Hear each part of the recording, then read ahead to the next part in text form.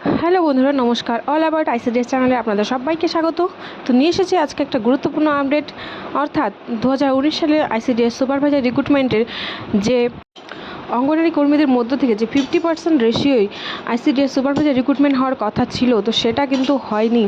রাজ্য সরকার কিন্তু এটা মানতে চাননি। তারা কিন্তু 75% রেশিওতে নিয়োগ করতে চেয়েছিলেন।